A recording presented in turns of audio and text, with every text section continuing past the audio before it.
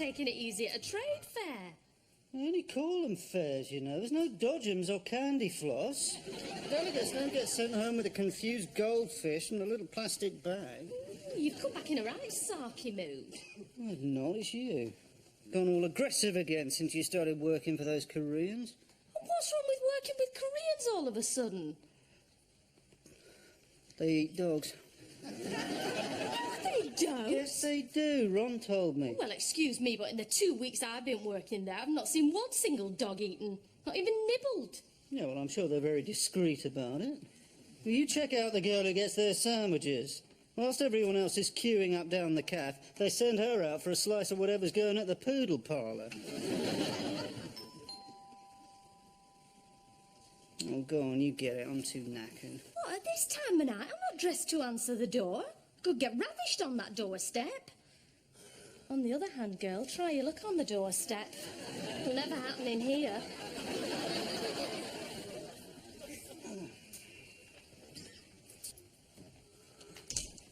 Gary, deal with this. Ron? With a suitcase. Note the suitcase. Do I make a suitably tragic picture? Do I tug at the heartstrings? If not, I can't go out and come back in again. For this evening is an evening of drama Harrow will never forget. Stella's thrown me out. What, just like that, for no reason? No, there was the small matter of Ron beating up Stella's boss. I thought that was a small matter too, but apparently I've effectively put the kibosh on her career at that particular establishment. Consequently, I must suffer. Look, sit down, mate, sit down. Gary, a word. Look, I know what you're going to say, but we can't just throw him out on the street, can we? Oh, come on, Ron can't cope with life on the streets. Well, how do we know? He might be very good at it. If we don't give him a chance, we may never find out. I don't believe I'm hearing this. It's those dog sandwiches. Look, Stella is a very good friend of mine. I can't be seen to be taking sides like this. Giving somebody a bed for the night is taking sides. One night. Do you hear me? One night, and I want that godless liberty taker out of here.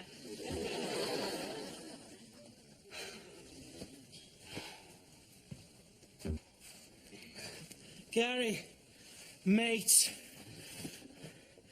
I hate to ask you this, but considering all the favours I do you, all the little white lies, not to mention all the thumping great black ones, I don't suppose you could put me up for a while till I get myself sorted out.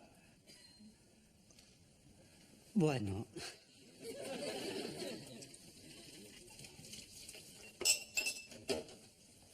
Yvonne? For you. Ron, would you kindly put them back in the vase in the living room? It's the thought that counts, Yvonne. I don't want you to think of me as some gormless liberty taker. Oh, no. While I'm here in this privileged position in your marital home, while I'm sheltered by your loving kindness and supported through each day by your loyalty and genuine friendship... Ron, I don't think I can take this sort of thing on an empty stomach. I'm sorry, I didn't mean to embarrass you with my naked emotions. Or even my half-naked emotions. I do like to keep a towel wrapped around the base of ones. No, Yvonne, pride and humility is what I feel.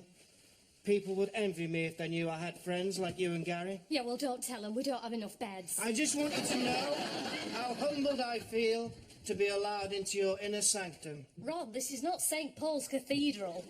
But you're welcome anyway. Catch you later. Oh, right, fine.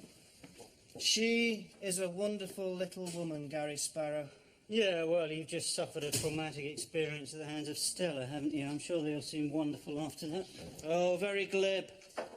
Potted psychology, that is. A spot of frozen Freud designed specially for the microwave. No, Gary, you should be ashamed of yourself. You have it all here and look at you. Can't wait to sneak off to get your leg over to the sounds of George Formby. George Formby? What sort of perv do you think I am? Glenn Miller, perhaps, or Fred Astaire? Yeah, quite light on my feet, you know? You're quite quick on your feet as well when it suits you. Oh, don't start giving me judgment, Ron. I don't need it. Look, what will be, will be. Oh, dangerous, Gary, very dangerous. You shouldn't run fast and loose with fate. At this very moment, the gods could be choking your name on a doodle bug, or a 1,000-pounder, or on the side of a war-ravaged building destined to collapse, entombing your crushed, unrecognisable remains in the rubble forever in another time. Thanks very much, Ron. Have a nice day yourself.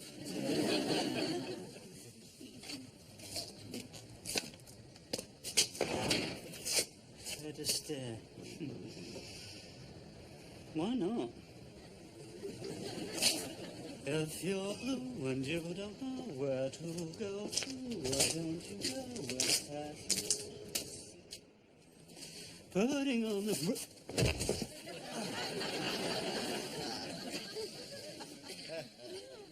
That's why not. Because in February 1942 it snowed. Michael Fish, you are no help at all.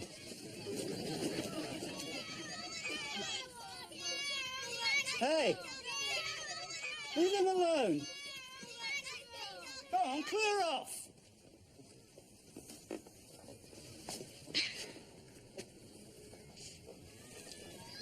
Peter? Gary! Hi! Well, when did you get back? 3 days ago.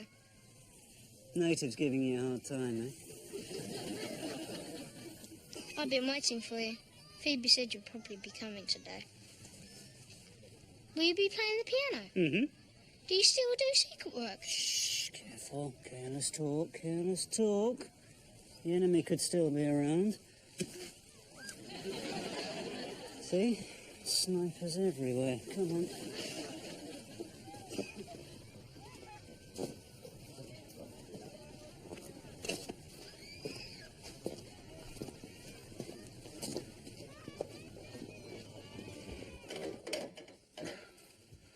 Well, don't wobble anymore. I'll tell you what, I'll come back this afternoon and have another go. Sally, look who it is. Gary! Hey! It's great to see you. And you have grown. Well, I mean, you both have. I nearly didn't recognise him outside. Gary, there's somebody else over here waiting for a kiss. Oh, sorry. Pucker up, Reg. Yeah. Can you curb your nightclub sense of humour? I told you before, my Minnie gets wind of anything like that, I'll be sleeping down the backyard. So, how did they get back? Well, they got to live with the Pearson kids, you know, from Handel Street. Took nearly 7 hours. 7 hours from Buckinghamshire? I know, that Bill Pearson, he drives like a man possessed. Come on, Gary, play the piano for us. And sing us one of your songs. We've been dying for you to come. It's been really boring. Oh, thank you very much.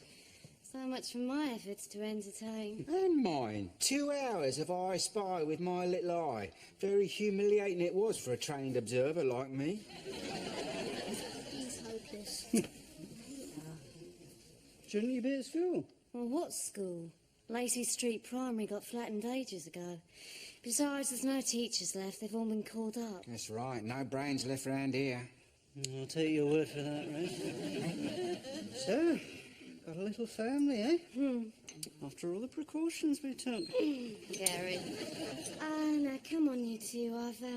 I've got to have a little chat with Gary about something. Go on upstairs. Oh, but we'll miss Gary playing the piano. Sally, you'll miss nothing. Go on, it's only for 5 minutes. Up you go. Go on, I'll see you later. Well, things are going to be a bit different round here now, aren't they? Well, what else could I do? The mum and dad are dead. They're on their own. They're only little. I'm the only family they've got. Hello, is that a tear? Only I'm not too handy in tearful situations at the minute. My Minnie's worked that one out. She's taken to turning on the waterworks at will. It paralyses me every time. You know, I sometimes wonder if you floated her up on a long cable, if she'd do the same to the Luftwaffe. Certainly give me a break every now and then. Oh, yeah. You don't want to listen to my problems. No. Tell you what, I'll pop back later and have another fiddle with your what's name. Cheerio then. Well, you've certainly got your hands full. Pub and 2 kids to look after? Well, 3 if you count Reg. Well, I had to do it, didn't I? All the evacuated kids are coming back now. There's been no bombing for months and months. Well, so far. Oh, come on, Gary. There's been no bombs anywhere. And now the Yanks are in. How long can it all last? Are you really asking?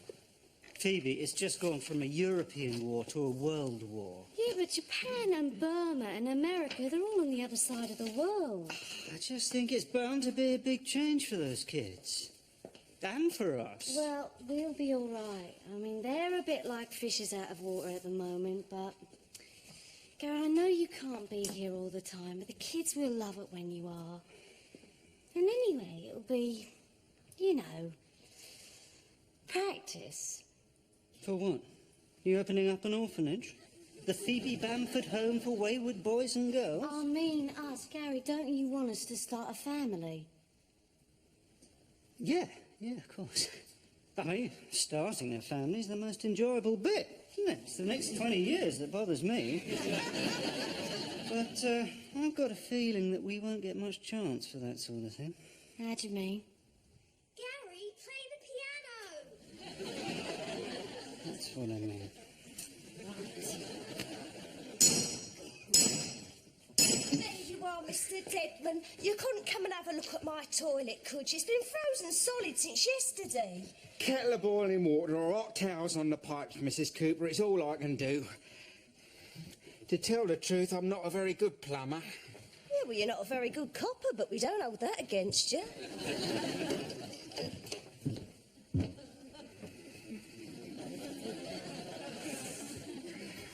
I'll tell you what, I'll pop back in the morning and have another go. Right. What does that say? Well, what do you think it says? People. It says people. He can't read properly. I can. Oh, it's all right. It's okay. Don't worry. Oh, it's been lovely. It's taken them off my hands all afternoon.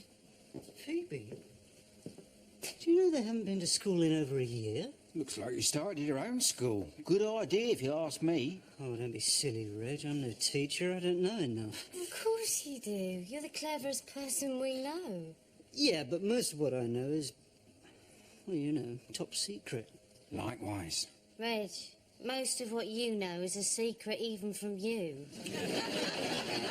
Now, some sort of school would be good, though, Gary. I mean, we could use that part of the bar out of ours, make do, you know. It'd be ever so handy, wouldn't it, Mrs. Cooper? Oh, it would. I don't want my little Henry to grow up stupid. Do you know, he's got bank manager written all over him. Yeah? Graffiti problem round here, is it?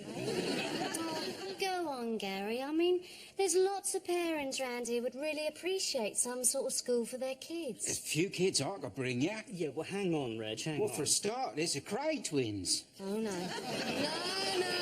No. I am not having them in here. Do you know the last time their mum brought them in, a bottle of whiskey went missing? Well, that's a coincidence. They sold me a bottle of whiskey last Christmas. Come on, Gary. I know it'd be only part-time, but anything's better than nothing. What do you say? Yeah, go on, Gary. It would be fun, wouldn't it, Peter? Yeah, go on, Gary. All right. There you are, you two. You got yourself a teacher. And who knows, in years to come, parents might have to put their kids' names down at birth to go to the Gary Sparrow Royal Oak Educational Academy for the Children of Gentlefolk. I think that's why I drifted towards printing. I mean, the machines don't actually reject you.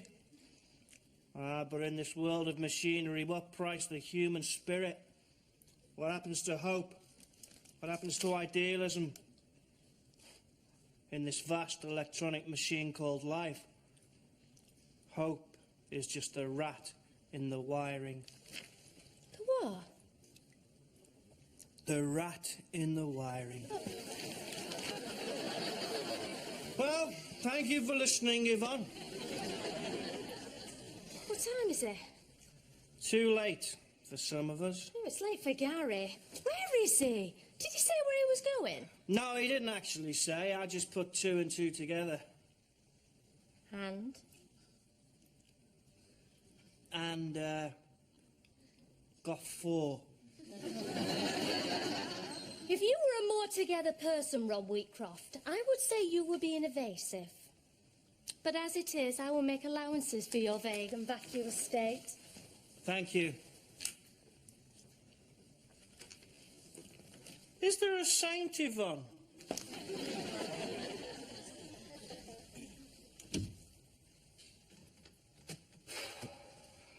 I left him downstairs, examining his psyche. Oh, well, I hope you put some newspaper down.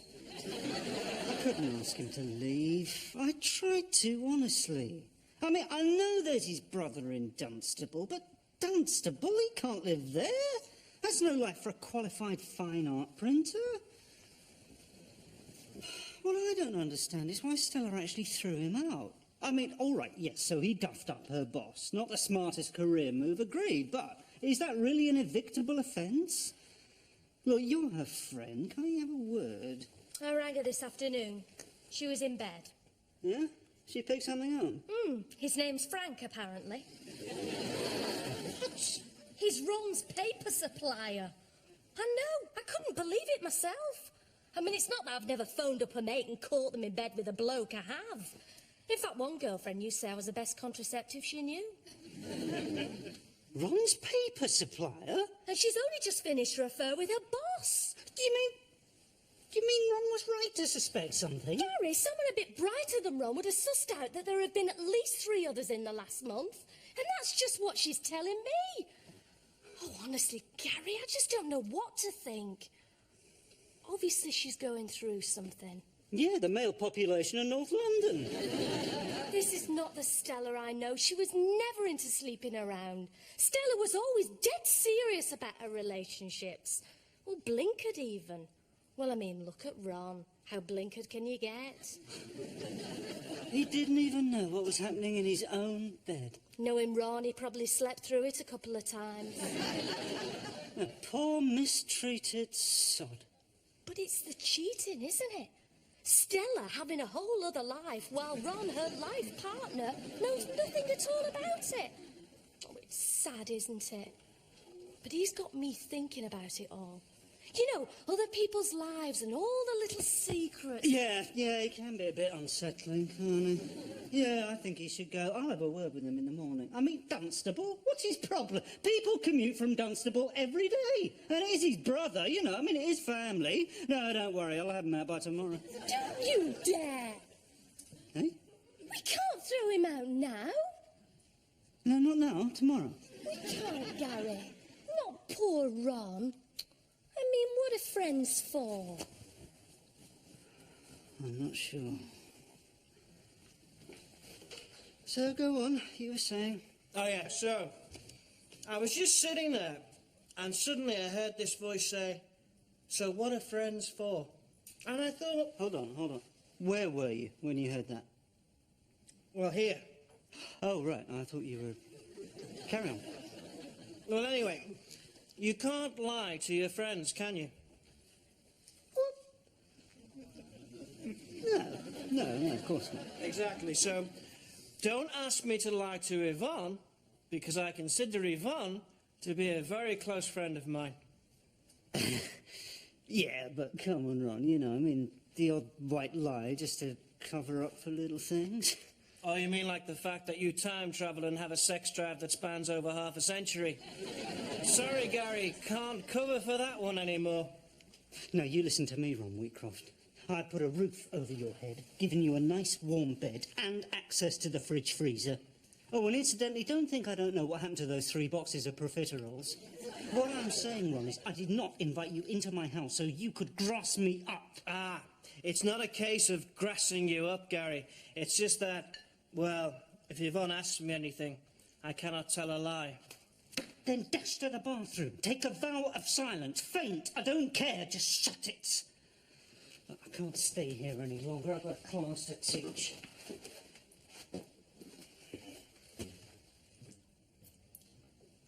There you go. Now, this is the 5 times table. I expect you already know it. 1's 5 is 5. 2 5's are 10. 3 5's are 15. So what are 4 5s? 20! Yes, well done. Right, now, Phoebe, a word in your ear. It's a slightly delicate matter. Delicate? It seems there's a certain amount of worry. Worry? Mrs. Cooper, will you let me tell this? I put my uniform on specially. Now, Phoebe, this school that Gary's running... Well, it seems all right to me. Yeah, it does, doesn't it? I mean, shouldn't someone check his lessons? Someone official?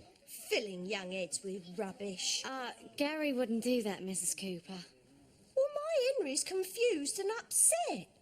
How dare he go telling children we're going to lose the war? What? Well, that's right. He said that in years to come we'll all be driving German cars and listening to Japanese wireless sets. This is serious stuff, Phoebe. Bordering on Nazi propaganda to some. Should be a proper school or not at all. Well, I'm sure Gary is doing his best, considering he's not qualified.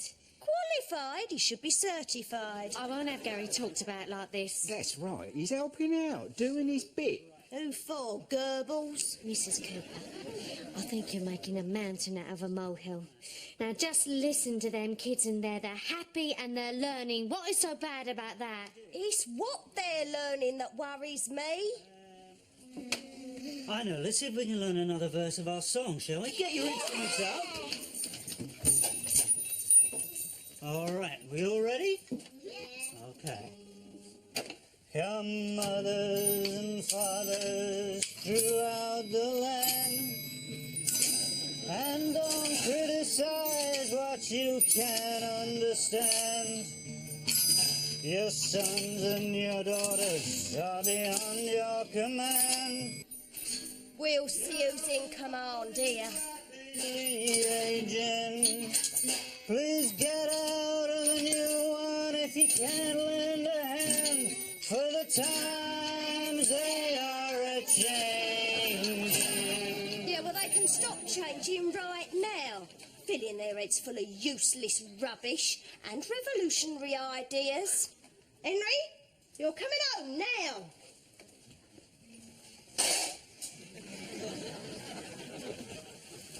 Oh, Gary.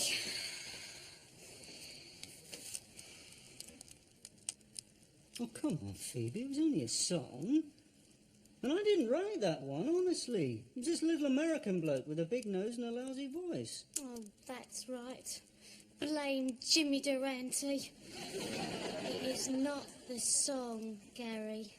You've no idea what I've been going through. I'm being a lousy mother.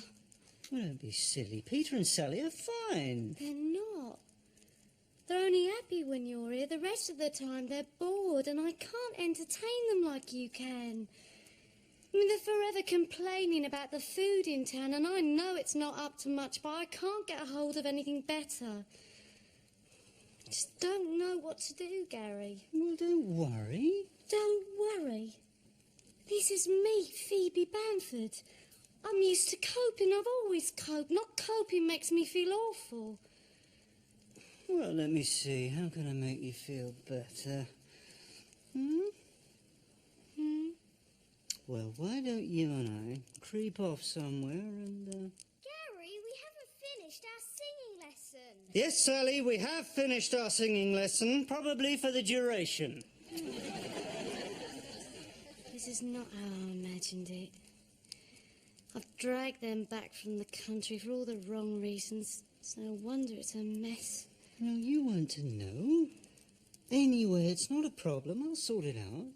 Hey? How? We'll call it Operation Dunkirk. Yeah, it'll take a little bit of organising, but I think I can sort things out for Peter and Sally. Just means I'll have to call in somewhere on my way home. Where? The ministry? Your secret operations centre? No, the post office.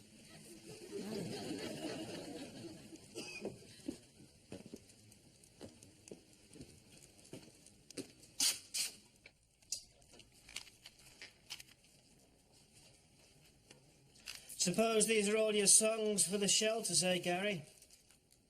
Things to sing during an air raid?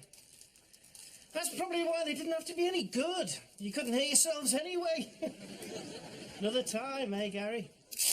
That's right, Ron. Another time. That's why people pay good money for these, isn't it?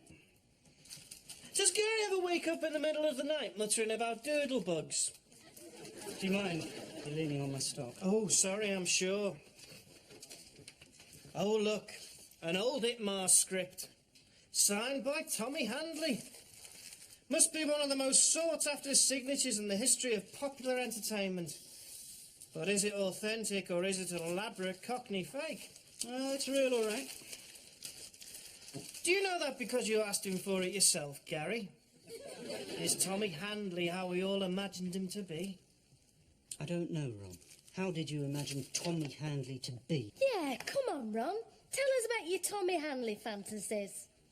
No, on second thoughts, don't bother. I don't want to take those pictures to bed with me. Yvonne, do you ever seriously consider where all this merchandise comes from? It comes from the past, Ron. Yes, but do you ever consider how it got here in the present? Well, I assume, Ron, it got here the same way as I got here. I just stood still and time galloped past. That is one theory, yes. Thank you, Ron. It's late. One theory is all I can take. Try me with another theory tomorrow. Good night. Yeah, night, love. I'll be up in a tick. Just got one quick job to do. I have to cut Wheatcroft's windpipe. Now look. No, you look. This goes way beyond not covering up. This is a stitch-up, bordering on a carve-up. I'm sorry, Gary, I just can't bear to see Yvonne deceived like this. Suddenly I am attracted to the truth like a moth to a flame. Yeah, well, be careful you don't get too close to that flame, Ron. Or woof, wingless Wheatcroft, one very char-grilled moth. You be careful, Ron. We can all get burnt by the truth. Oh, really? Yes, Ron, really. Let me tell you something about your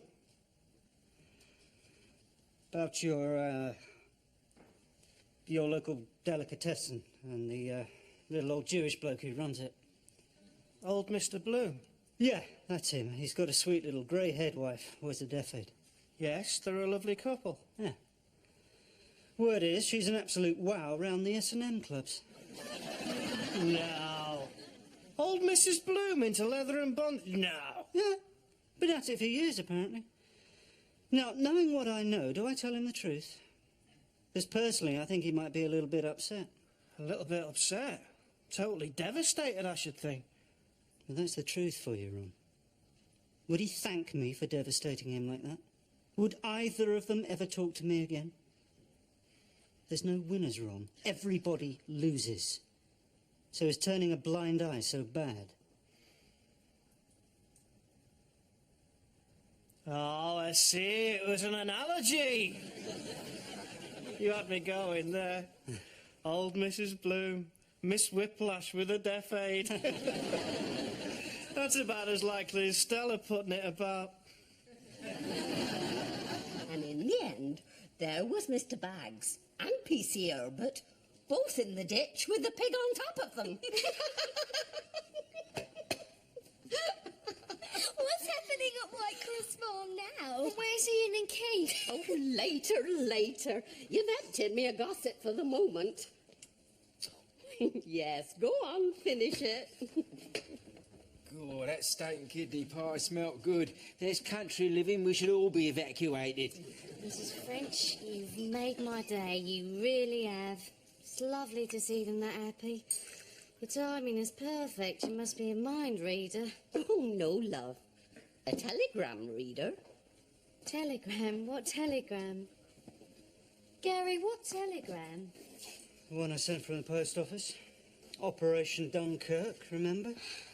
I just thought a visit from Mrs. French would be a sort of present for the kids. Oh, and for me, Gary. Mr. Secrecy as usual. Oh, they've missed country food. In fact, they miss the countryside full stop. They're not town kids anymore, Mrs. French. They're just not happy here. I know. They said. Oh, no, did they? Did they actually say that? Oh, I would Gary. hate to see them miserable. Plus, there's a bit of a split between the kids who left and those that stayed, and what with there being no school to go to. Oh, our local school's just opened again. The headmaster's been invalided out. Of course, we knew he would be. He's a clumsy so-and-so. Oh, dear me. I do miss them.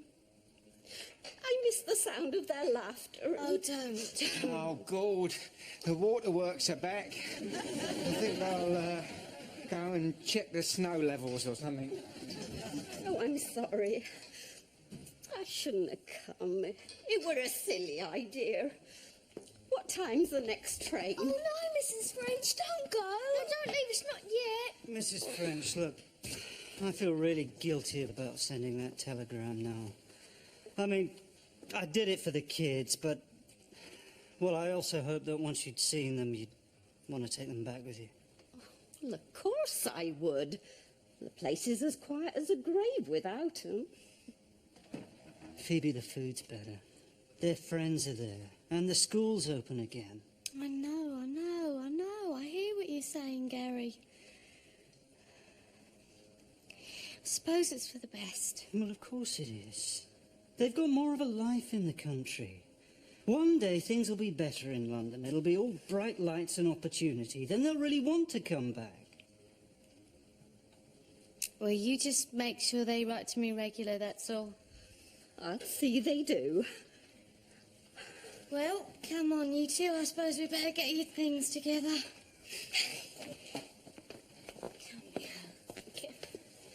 Can we come and visit you? Of course you can. Look, you must let me pay you for the train fare. After all, it was me who asked you to come. Oh, I know, but I couldn't wait to see him again. No, this mustn't cost you anything. Look, there's some expenses and, well, this is for whatever Peter and Sally might need over the next few months. Oh, and I've got some clothing coupons somewhere. Yeah. Oh, Gary, this is wonderful. Yeah, Ron's really good at doing the squiggly bit. Ron's my boss. Very generous.